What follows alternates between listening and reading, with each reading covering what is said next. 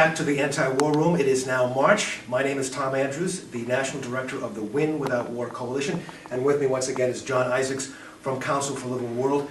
John, happy March to you. We have a lot to talk about today. Obviously, there's a lot of talk about what's going on around the country in presidential politics, but meanwhile, there's a lot going on here in Washington and in Iraq that are very, very important, that are not getting a lot of attention, but we're going to pay some attention to them right here. Let's start right off the bat, John. Last week there was a lot of talk in the Senate about Iraq, not a lot of action, but a lot of talk. What happened or didn't happen? It was somewhat surprisingly, the Senate Republicans decided to allow a debate on Iraq. The Democrats didn't expect it.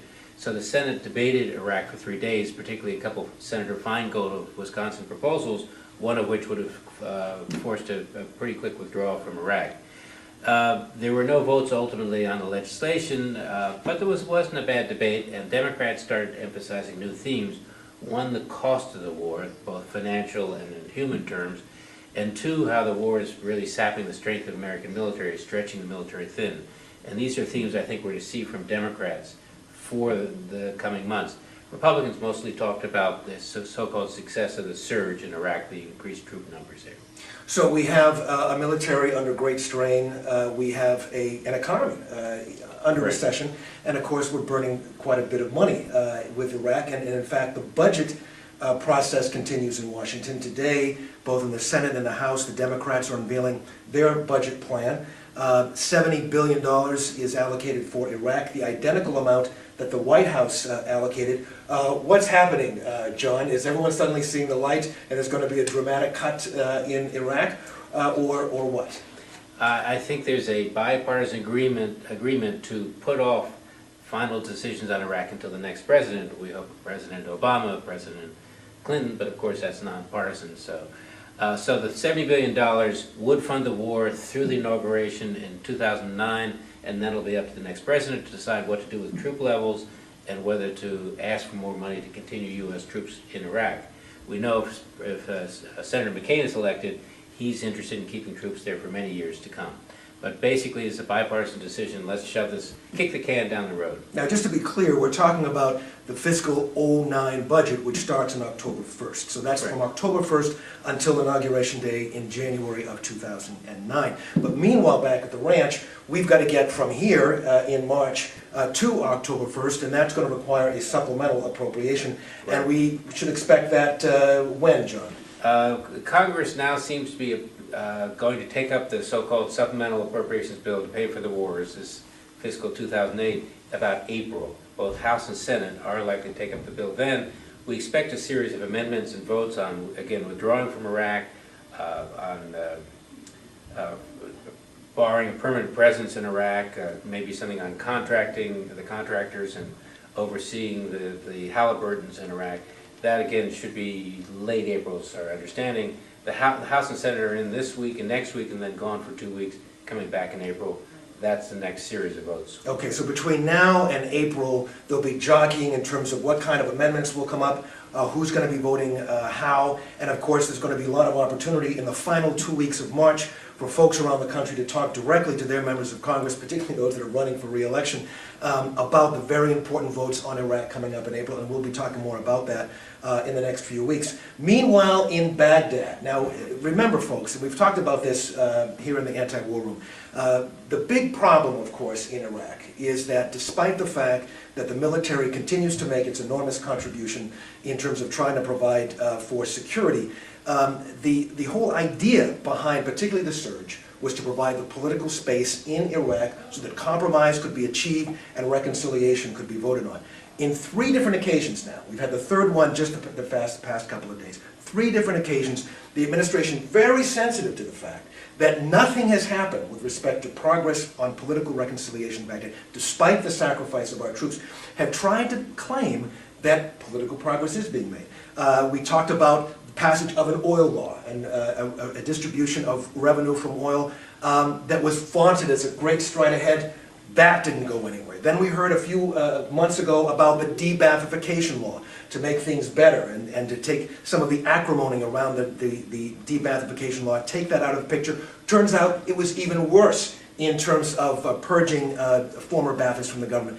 Now, we heard 2 weeks ago that finally they've made tremendous progress. The parliament in Baghdad passing a bill that would create better equity when it comes to elections. New provincial elections that would give this great disparity that exists right now an even keel and take away some of the steam of the Sunni, of course, opposition to the government now and the insurgency. Come to find out, we learned a few days ago that this law passed, again, the White House and Republicans on the Hill saying with great fanfare, hey, political progress is being made. We learned just a few days ago that the Presidential Council in Iraq, led by a Shia faction, vetoed the bill. The bill is going back to the parliament, and it has very, very little prospect, very few prospects, not only to pass, but even if it passed, they would have to establish an election law, an election process in order to hold these elections, to make things fair around the country. People think that is very, very unlikely. So despite the fact that we're spending billions and billions of dollars every month in Iraq, despite the sacrifice of our soldiers, the whole point to create political space for political reconciliation to occur, we're no closer to that point of the surge, John, than when the surge began. You hear very little about this, very little news. You hear front page coverage when they make so-called political progress, and it's back on page 31, column C, when all of this progress turns out to be nothing more than fluff. Does this eventually catch up with the administration? It certainly will catch up with the administration. Going back to a previous war many decades ago, there was up and down progress in Vietnam, both military progress and political progress. But in both cases, military and political progress was really a mirage. Same thing is happening in Iraq. There might be some tentative gains on the ground on the military side, very little political gains, but it's all a mirage, and ultimately the United States have to make that decision to get out of Iraq. However, there was some important progress in Iraq that you have to point to, and that is for 2 days this week, the president of Iran, President Ahmadinejad, came to Iraq for a summit meeting in Baghdad. And this is a reconciliation that's been 3 decades in the making. So finally there's one clear outcome of President Bush's decision to invade Iraq, which is to bring Iran and Iraq closer together, expand the influence of Iran in the Middle East. I hope the President puts out a press release claiming credit on that one too. So one of the axis of evils is now at the table in Iraq, and of course the administration refuses itself to speak to talk to Iran in unconditional talks. But that is not the case with the Maliki government. And really, when you think about it, here is if there's any country in the world that has a stake in a stable democratic Iraq, it's Iran.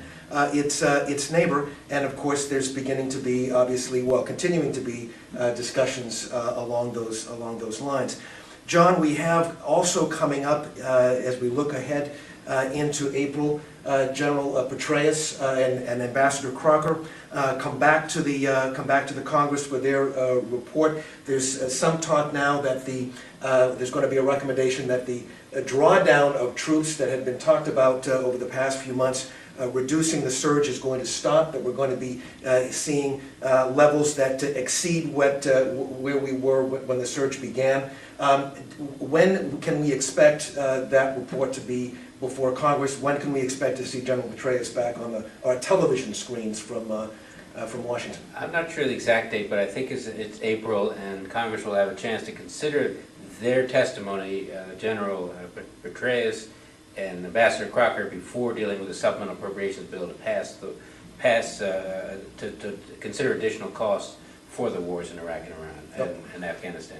Okay, and we're going to be talking a lot more about that budget and the budget battles. We're going to be very much involved with the Appropriations Committee on both the House and Senate side as they prepare for this big debate on Iraq funding, and we're going to let you know exactly what's going on. Make sure that you follow the news, not just about the politics, of presidential politics, but about these very crucial votes in Congress with regard to Iraq.